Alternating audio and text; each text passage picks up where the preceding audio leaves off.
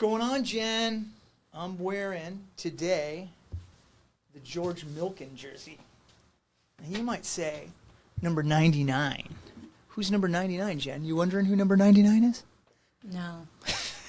I guess you could tell me since you're... It's George Milken. He was the Minneapolis Lakers. This is before he was even in L.A. Oh. He won 6 championships, I'll tell you. That's even before my time, 1949 to 1954. I find it hard to believe that's before your time. Shots fired. You know what? We'll go with that today. That's not, he's the 11th Laker to have his jersey retired. If you know, you know. And he never even played in Los Angeles. I don't know then. Right? But now I know. Now you know. How was your day? You do anything fun today? I went to Target and I started melting outside. Which was not fun. I still love your theme music. It's all right. No, it really makes my day better. What do you think? Still digging the stash? You got it? Sexy. That's what I'm talking about. See? I think that's a little bit biased because you chose that, but I'm going to roll with it. I did not. I love the fact that I am bringing sexy back. Me and JT are bringing sexy back. In case you're wondering, with my mustache. No, you're not. I believe JT. Oh, hit the intro. Come on.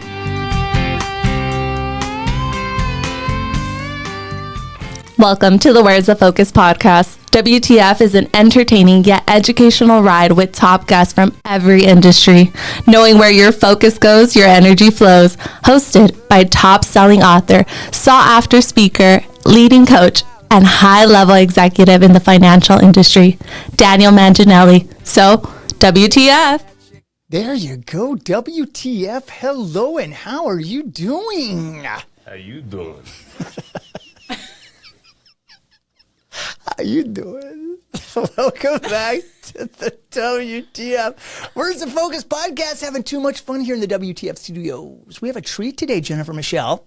Oh, yeah? What's going to happen? What's going on? Please tell me.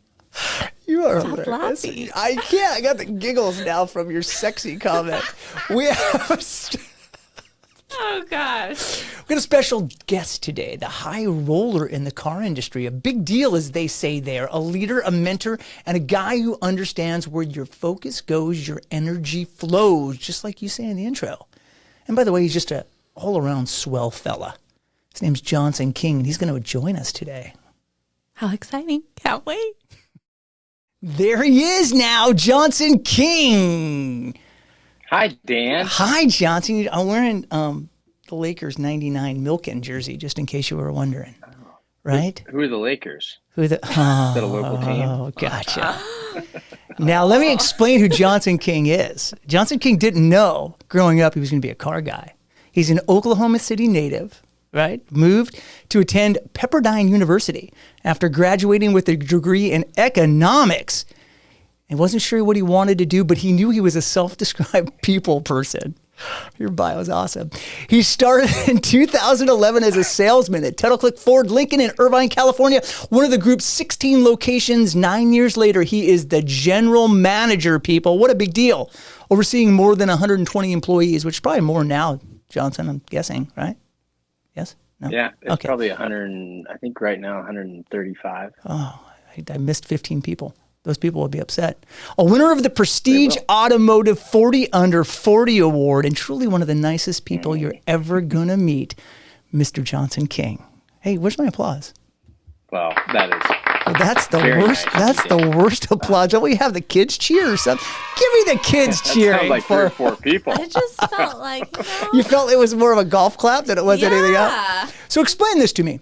Now, Yeah. riddle me this, Batman. Growing up, in class when you'd have guests comes in or the teacher after summer, they say, hey, what do you want to be when you grow up, kids? And then Johnny raises his hand and he says, I want to be a fireman. And they go, oh, that's noble. That's great. And then Mikey comes up and says, what do you want to be when you grow up? And they say, I want to be a doctor. And they go, man, that is awesome. And then little Jessica says, what about, I want to be president. And they go, okay, that is awesome. You're going to be the president of the United States. And then they went to little Johnson King and they said, what do you want to do? And he said, I want to sell cars. I want to be a used car salesman. Now, I don't think that's how it went, but after graduation, how did you get in the car business? Well, truth be told, it was for lack of a better idea. It was 2011. My other buddy, Dan Amaral, he did not want to go back to Massachusetts. I did not want to go back to Oklahoma.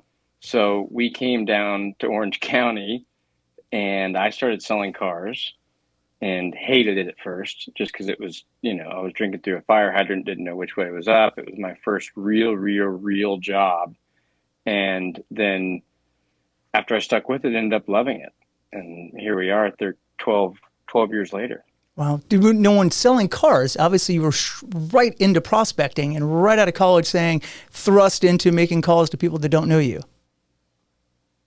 Yes. Yeah. And that's probably the thing I've done. That was probably the hardest thing for me to do, is be able to ask the tough questions of like the buying questions. Right. Are you ready to buy this car? Yeah. What can I do to earn your business? Right. But now I think it's probably the thing that I do best is stay in touch with people. And I've just treated people well and treated people like I want to be treated, because I'm not a traditional car guy, right? No. To me, they're metal. Right. It's all about the people. Yeah. So I just always treated people how I perceived they wanted to be treated or how I wanted to be treated, and stayed in touch with them, gave them my cell phone. And so now, I mean, the thing buzzes off the hook all the time, but it's wonderful. Right. Now people call me rather than me calling them, which I never thought would be the case. Yeah. Coming straight from Oklahoma. Isn't there something in Officer and a Gentleman? That's before your time, about people from Oklahoma, I think, wasn't it? No? Okay. Maybe the people. So whatever it is, I'm sure it's not appropriate for this podcast, Dan. We are not for kids. We are rated adult. So, we can do, just in case. Now, listen, there's a stigma around like the car business, and good or bad, it's just a stigma. And you know that too, the term, used car salesperson, you're acting like a used car. So why do you think that is? Why is there that stigma around the car business? Well, that's a good question. I think that stigma exists in a lot of businesses, but it's very pronounced in the car business because there was a time period when people were taken advantage of, right? And I think that happens in every business. And now, at least depending on where the market is, those bad actors have sort of been weeded out of the gene pool, so to speak. But the stigma stands, right? So that's one of my favorite things in the world, is to turn someone whose parents just raised them to hate car dealers, right? Which happens a lot. Yeah. And turn them into a happy customer for life. And then they never go buy a car anywhere else, because you just make it that easy for them and that transparent and that simple, and you can still make money, right? Right. Profit's not a dirty word, but they keep coming back and they tell their friends. And that's sort of how the snowball started, sort of rolling for my customer base, I guess. That is something that you just said on the product. I mean, obviously everybody's business is in business to make money. And I think there's common misconceptions or the myths about the car dealerships and sales, that they think that everybody's getting taken advantage of in some way. And I'd love for you to kind of debunk some of those things, or address what people have that feeling like they're getting taken advantage of some way. And I don't believe that. I mean, I know you, and obviously, but address some of that or debunk that portion of the industry.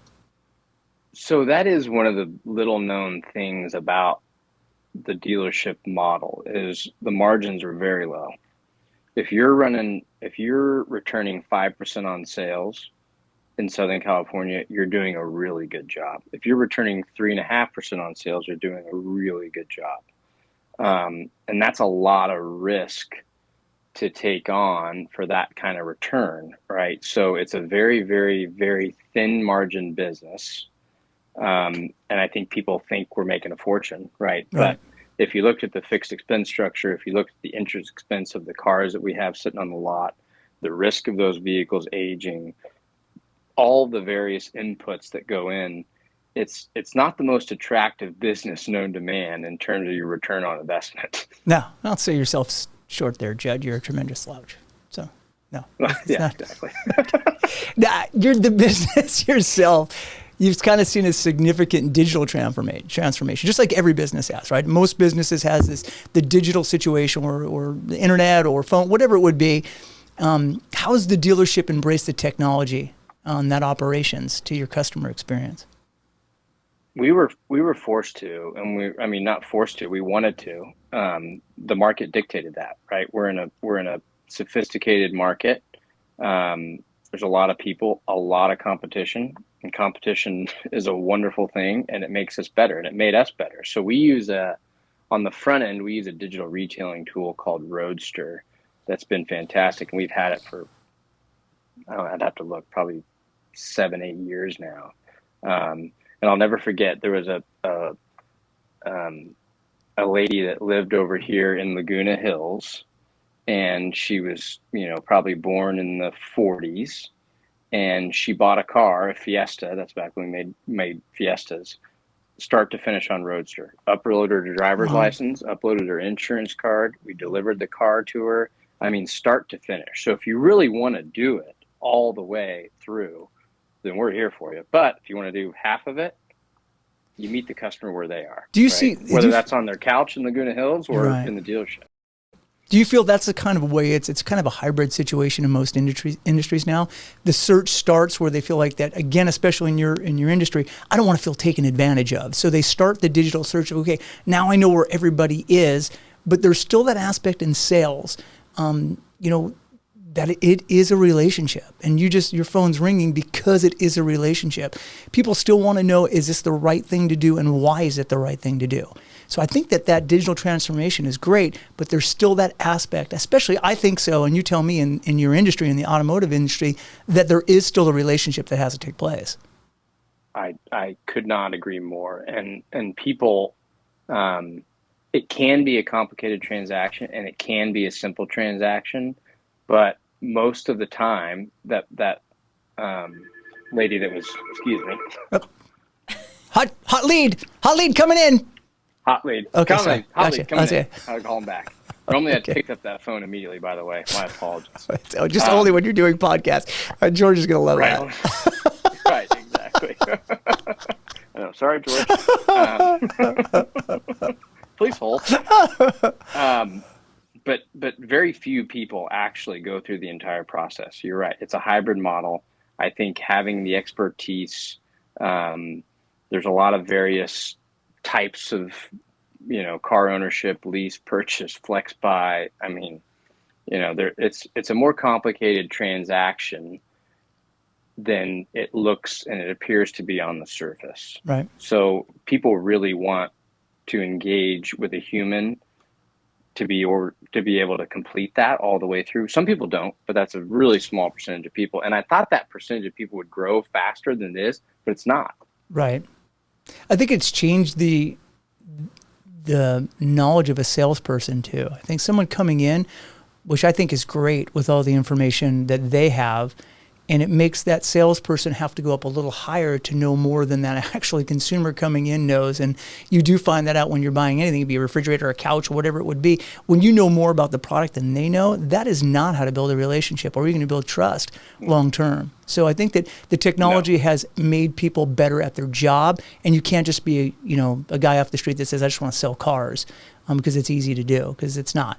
Right. By no means. I totally agree, because technology has raised the tides for everything and everyone, right? Yeah. And so everything moved up a little bit. Right.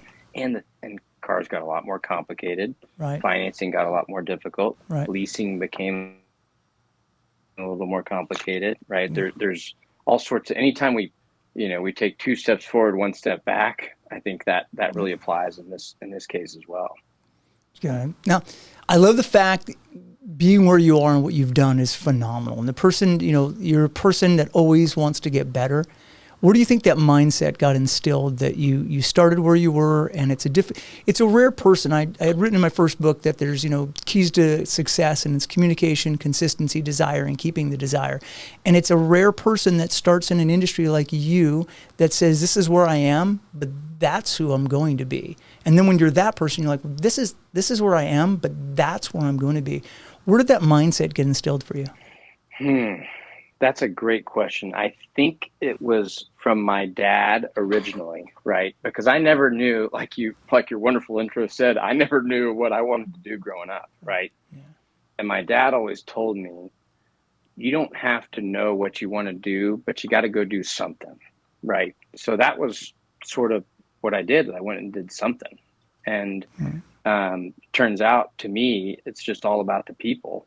And it makes, the product is one thing, and I love the product and it's a great product, but building those relationships and keeping those relationships really, really, really makes me feel good. Right. And it's helped me in other parts of my life, in my personal life too, and because I've had to develop in my professional life, which has helped me develop in my personal life. And it's work, right? And once you figure out that it's work and you got to constantly work at it, it's work that's never done, which seems like it should be overwhelming, but really, if you think about it, it's energizing. And then the other part of it is there is no perfect path. There is no formula. There is no right way to happiness. And I used to think that growing up, like if I do this, then I go to college, and then I do this, then I'll be happy, right? Just the typical, And then if I get married, and then if I have kids, and then if I make more money, and then if I get, it's going to make me happier, damn it, right? Don't you agree, Jen? Mm-hmm. Jen, you over there? You still awake? Yeah. Okay, just making sure Don't Jen's worry. still awake over there. Johnson, she might have dozed off. Hey, he's interesting, I promise. No, He's yes. a swell fella. Yeah. Listen, pay want to buy a car. Pay attention. Hey, here's something that is so true about Johnson, though. I don't care if he was selling cars, houses, refrigerators, shoes.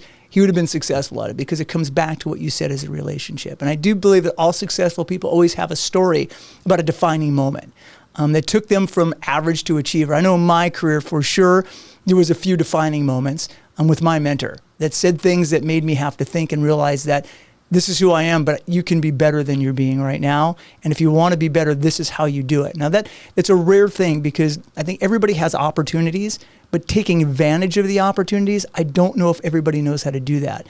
People see it in a different way where they're being criticized or they're saying that, I'm not good enough, so they're telling me these things I should do. And you're a rare person. And just with that, give me a story of one of your defining moments in your career. So one that really sticks in my mind, this was circa 2013, I think. So just about a decade ago, probably now. I was a finance manager at our Chrysler Jeep Dodge store in Tustin, and George Sod, my boss, who he would always let me sit in on his management. Kind of semi, yeah. You haven't traveled together much, so you'll really get to know him soon. Okay. His management team, he'd let me join those meetings, and I would always go to my own page and look and see how I was doing. And then he asked me, one of the big parts of our business is obviously cash flow, and contracts in transit is a big deal, right? How quickly I can collect my money from the bank, right? The quicker the better. It's not rocket science. Right. So he was asking me about a deal that was over, 10 or 12 days old. And he's like, hey, what's going on with this Smith deal? And I go, oh, I don't know. That's not my deal. That's David's deal. And I love George, but it was the first time that he really got upset with me. And he said, I don't care if it's a deal from the Jeep store in Arizona. They are all your deals. And from that moment on, I really, it kind of flipped a switch. And I've told that story so many times because the thing that I hate to hear is it's not my job. If I'm capable of doing something, I'm willing to do it, right? And I want as many people like that around me. When people are doing this, it just causes a terrible, terrible customer and team member experience. So all around, this kind of behavior, which I think there's too much of in our world, is just a really, really bad way to exist, because it also doesn't make you feel good, right? No one wants to, they think they want to do that, but they really don't. Right? No, it doesn't make them feel good. No, and that's the opportunity I'm talking about, because a lot of people would have said, what an ass. It's not my deal. Why is he getting on me for that? And when you have mentors in your life that see more in you than you see in yourself, they realize that you could be up to another level. And it would have been easy for you to go, oh, I don't care what, I don't want to do this and have some guy yell at me because I don't know about a deal that's not even my deal. But what makes you great at what you do is able to see in there that, you know what, he was actually wanting me to be better. And that's the part of you that is phenomenal, Johnson, is like I said, this is where I am now, but that's who I'm going to be. But I can't be that guy unless I know about a deal from another Jeep dealer in Arizona or whatever it would have been. And most people, and what this podcast is all about, is seeing the opportunities as they come. And a lot of them are disguised as obstacles. I mean, a lot of them are disguised as work. And a lot of them are disguised as things that you don't want to do or judgment to you. When it's coming from the right person and it's coming in a right way, I think that all of us have to see as an opportunity that someone just wants you to be a little bit better. And that's something that's really awesome. That is really, really, really well said. You should write a book or something. I don't. One of these. I should get a podcast. Do you think, Johnson? I should probably get a podcast. Get a podcast. You get 10,000 of your closest friends there. To start doing that. In all seriousness, you are spot on. Yeah. And that point is really where I started to dig my feet in and learn the various aspects of the business. Right. Since my job, I was able to do pretty efficiently and pretty effectively in a relatively short amount of time. I picked up anything else I could around me to figure it out, because it was just, I'm going to be there. I might as well do the work. Yeah, and those are the forks in the road. And I've said this multiple times, and I don't know if anybody's heard it from here, is if you're going to do something, do it great. Right? If you're going to be there and you're going to do it great. I mean, it makes no sense. Why do it half-assed? If you're going to be there, do it to the best of your ability. I think that we just said 135 employees, where you can look at one guy and you could tell him something that this isn't not how it works and you need to do better. And that person will go like, I'm not going to let Johnson down and I'm going to be better. And you could say it to somebody else and they're going to go, that guy, he's the worst leader ever. All he does is criticize me and tell me that I should be doing more than I'm doing. I'm just doing my job. I don't have to do anybody else's job. Those are the places, and I'm hoping that people listen to this, that a lot's going to happen tomorrow. And there's that fork in the road that someone's going to say something to you, and rather than just reacting and saying like, no, that's not, and getting defensive, that we all need to look inside ourselves a little bit and go, you know what? I'm not that great at that, and I can be better. And we just miss that, and we miss it tremendously. So I do know this, that you have to get your hair cut, and I don't want to hold you up from fancying up your beautiful mane. You told me I had a hard stop today because you said, will I be done by this time so I can get a haircut? And I said, you're kind of making me look a little bad there, by the way. That I had to go get a haircut. I'm happy to miss the haircut. You know what I just did is I just let all your employees know that we're going to send this to, that you're not going to be getting a haircut. It's a Tuesday afternoon, but that's okay. You're allowed to. What do you think they're going to think when I come back here? They're going to be able to tell. See, the thing from me is I really don't have that too much of a problem. It's not so much a problem. It's here or you here. Can leave in the middle it's of the day. More here that seems to be the problem. That so I guess not so much here or here. Right, it's more here that seems to be the issue. If I said I have to get a haircut, right? Hey, if anybody has questions or want to see about getting a car, or if they want to know more about you, or if they want to find out about Oklahoma and the great places to go eat beef, where should they get a hold of someone or call or email? Give my direct line is 949-472-5352. And my email is jking@tuttleclick.com. Awesome. TUTTLECLICK. And then make sure you tell them when you're calling that, Dan at the WTF, and then you get a free toaster when you buy tell a car. Dan sent you. Tell them Dan sent you. And when you do that, I think you'll get a free. Do you have those little squeezy balls or something? Did someone get something for free? If they get something, no, it's okay. They get, is there something, not a toaster? Do they give toasters out anymore? What is it? Maybe a bottle of water. Give toasters. I think you get a bottle of water. If you say Dan, give a lot of bottle of water. If you say Dan sent you, you're gonna get a free bottle of water. That's it. You purchase a car, and a liquid IV if you actually buy a car. You get a Lincoln Navigator and water. That's what you're getting there when you see that.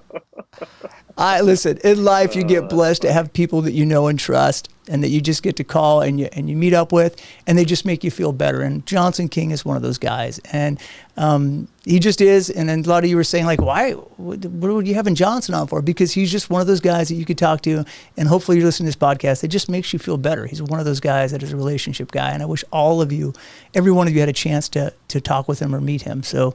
Use the numbers he just said. And if you just want to call him and ask him about life or the car business, he's always open for it. So, as always, that's the other thing. Yes. I'm manufacturer agnostic. Call me with a question about a Toyota. Right. Right. It's neither here nor there to me. Right. I think that's They're all important. metal. That's important. Are they all still being made by metal? Wait a second. Aren't Corvettes made by fiberglass or something? No? Yeah, good point. I don't know. Your product knowledge is on point. Let me know if you need a job. Come on down. You moonlight. I appreciate the offer. I'll send my resume over as soon as we're done. Jen, you mind sitting that over for me? Is that good, Jen? Jen, could you scoot my email over there? I think me and you are now going to be pushing Fords. That's it. That's what we're going to be doing. Do we get a toaster? We get a free toaster and a bottle of water. Yay. As always, please subscribe and like this one. And tell all your friends to subscribe too there, Johnson King. You give me your comments and share with all those who need to hear it or just want to hear from Johnson and listen to his voice. So, until next week, my WTFers, have fun and make some dreams come true. Thanks, Dan. Pleasure.